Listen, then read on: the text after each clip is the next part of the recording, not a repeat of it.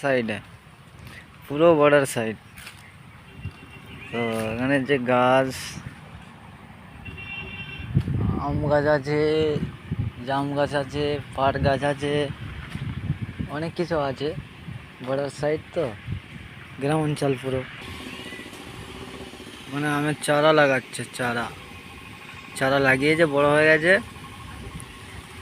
আর ওখানে পাট ক্ষেত, যাকে বলে পাট কোষ্টা, যাতে তৈরি হয় আর কি। পাট কোষ্টা।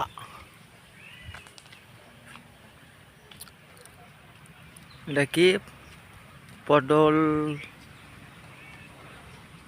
পটল লাগায় সবজি। ও সাইডে ভেন্ডি, ভেন্ডি গাছ না, কুল গাছ।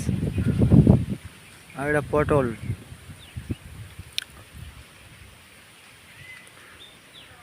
ভালোই মোটামুটি দেখলাম বন্ধুরা। ভালো লাগলে একটা লাইক করবেন, শেয়ার করবেন। আশা করি ভালো লাগবে আপনাদের, যেহেতু বর্ডার সাইড এটা। এখানে কাঁঠাল, আম,